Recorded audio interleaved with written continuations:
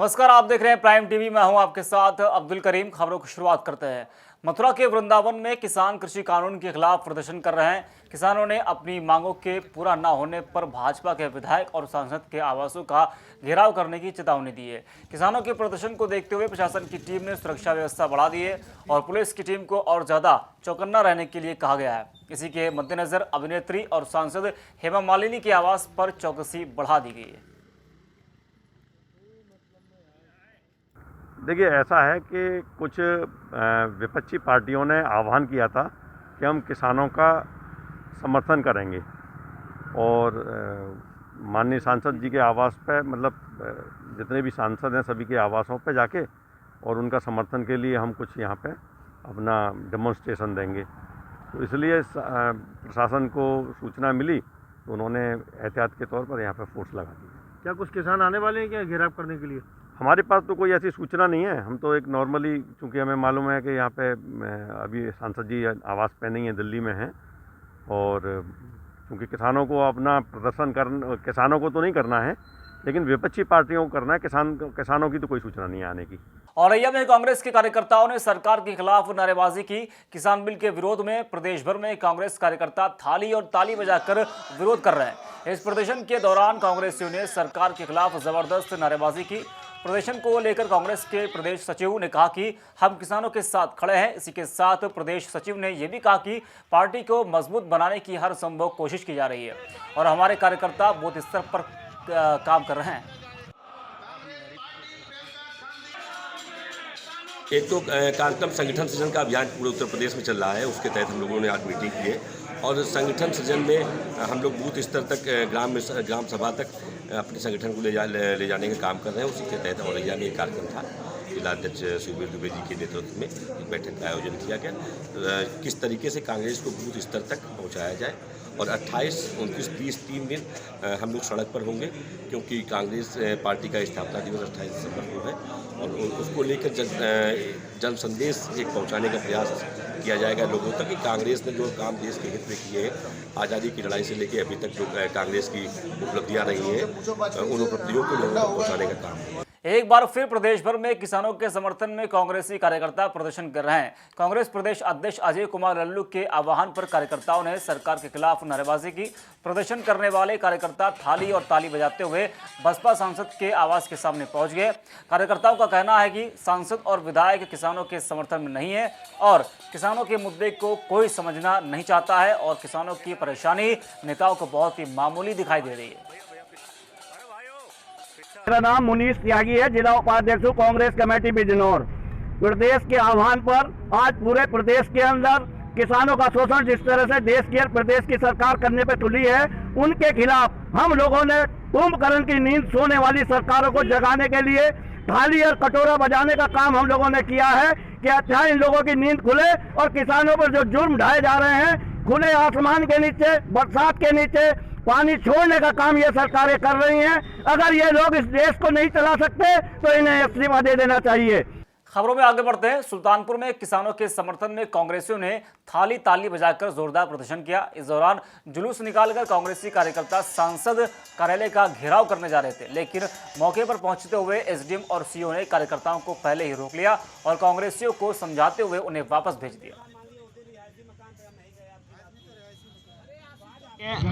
पिछले कई दिनों से, महीने लगभग बीतने जा रहा है, किसान संगठन किसान कानून के विरोध में धरना प्रदर्शन कर रहे हैं। देश भर के किसान आंदोलित हैं, किसान संगठन आंदोलित हैं। 50 लाख से ज़्यादा किसान दिल्ली बॉर्डर पे पड़े हैं, धरना प्रदर्शन कर रहे हैं, लेकिन केंद्र सरकार के कानों में जू नहीं रेंग रही है। हम लोगों ने भी कई बार धरना प्रदर्शन किया, गिरफ्तारी हुई, लेकिन ज्ञापन दिया, लेकिन इनके कोई कानों पर जू नहीं रेंग रही है। प्रतापगढ़ के लालगंज तहसील में जिला पंचायत सदस्य प्रत्याशी की अगुवाई में किसान संघ के लोग एसडीएम से मिले। यहां किसान संघ ने हाइब्रिड धान को लेने की मांग करते हुए एसडीएम को ज्ञापन सौंपा है। किसानों की परेशानी को बताते हुए किसान संघ के लोगों ने कहा कि किसान अपनी फसलों को काफ़ी मेहनत से उगाते हैं। वहीं किसान नेता ने कहा कि वो किसानों को उनका हक दिलाने के लिए हर कदम पर खड़े हैं।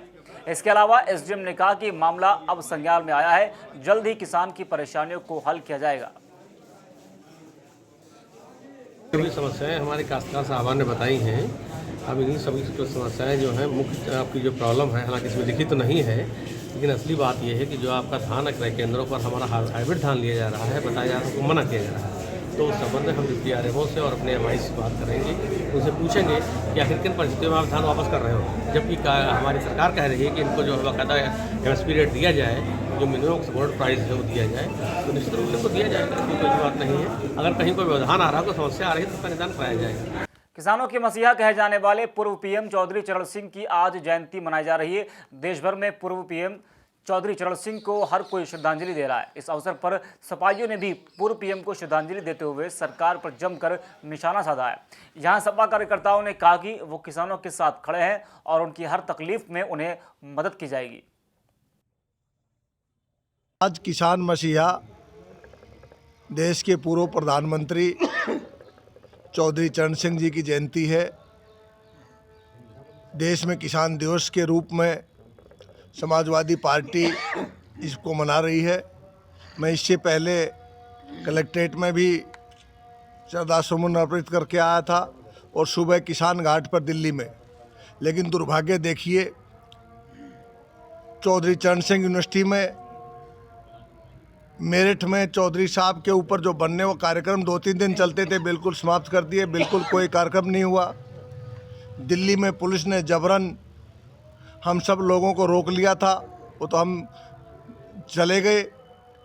चौधरी चरण सिंह की जयंती मनाने से किसान घाट पर रोका गया और वही माननीय स्वर्गीय अटल बिहारी वाजपेयी जी का परसों भारतीय जनता पार्टी के लोग जन्मदिन मना रहे हैं। दिल्ली में भी राजघाट, उसके ऊपर भी राजघाट पे मनाएंगे। सब जगह से उसी यूनिवर्सिटी में मना रहे हैं, जिस यूनिवर्सिटी में चौधरी चरण सिंह के नाम पे है उसमें भी मना रहे हैं।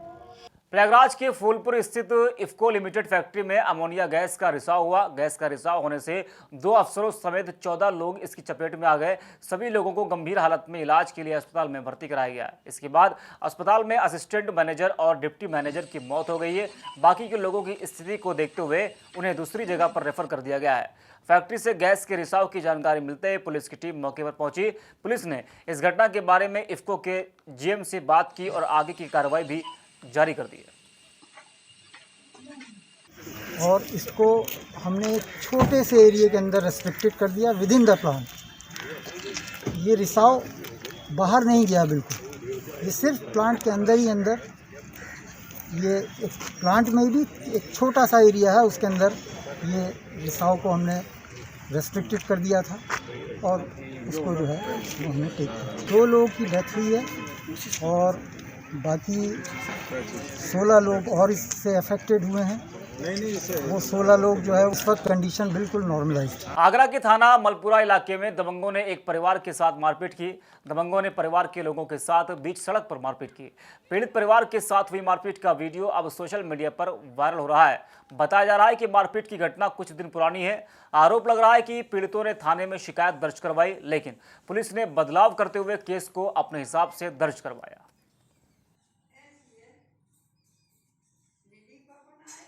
वहीं अलीगढ़ में वंदे भारत सामाजिक संस्था के बैनर तले नगर आयुक्त को सम्मानित किया गया है। वहीं 3 मुख्य मांगों को लेकर ज्ञापन भी दिया गया है। जिले में स्मार्ट सिटी के तहत कई जगहों पर निर्माण कार्य चल रहा है। इस पर स्थानीय लोगों का कहना है कि सड़क पर फैले कूड़े की वजह से लोगों को परेशानियों का सामना करना पड़ रहा है। कूड़े को निपटाने के लिए लोगों ने सही व्यवस्था की जाने की मांग की। हमारी वंदे भारत सामाजिक संस्था ने नव नियुक्त नगर आयुक्त श्री प्रेम रंजन सिंह जी को जो है स्वागत करा है। उनके कार्यों को देखते हुए वो आए हैं, जब से उन्होंने अच्छा कार्य किया है इसलिए हमने उनका सम्मान किया। साथ ही हमने आम जनता की समस्याओं को देखते हुए एक 3 सूत्री ज्ञापन दिया है। बस्ती में BDA कर्मचारियों पर लगे आरोपों को सचिव ने सिरे से खारिज कर दिया है। BDA सचिव ने कहा कि कर्मचारियों के खिलाफ जिसने शिकायत दर्ज करवाई है वो गलत है। दरअसल सीलिंग के काम से जुड़ी जानकारी मिली थी कि मकान में लड़की बंद है और यह भी कहा गया कि पैसों की डिमांड की गई थी। BDA सचिव ने बताया कि सीलिंग के दौरान मकान में परिवार का कोई भी सदस्य नहीं था।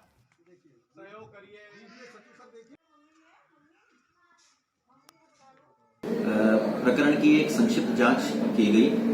मौके पर इस प्रकार की अप्रिय घटना ना हो इसके लिए एक मजिस्ट्रेट को साथ में भेजा जाता है और पुलिस बल भी साथ में होता है। कल सीलिंग करने वाली जो संपूर्ण टीम थी उससे हमने व्यक्तिगत रूप से वार्ता करके पता किया, इस प्रकार की कोई घटना नहीं हुई।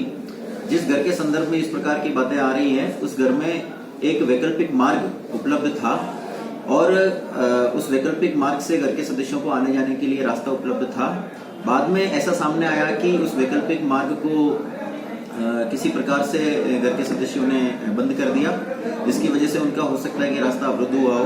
बिजनौर के देहात कोतवाली इलाके में ड्यूटी से लौट रहे बैंक कैशियर का शव सड़क किनारे पानी के गड्ढे से बरामद हुआ है। शव को देखने के बाद इलाके के लोग में दहशत का माहौल बन गया है। लोगों ने डायल 112 पर पुलिस को सूचना दी। इसके बाद पुलिस ने शव को निकालते हुए पोस्टमार्टम के लिए भिजवा दिया है। इसी के साथ एसपी ने भी घटनास्थल का जायजा लिया है।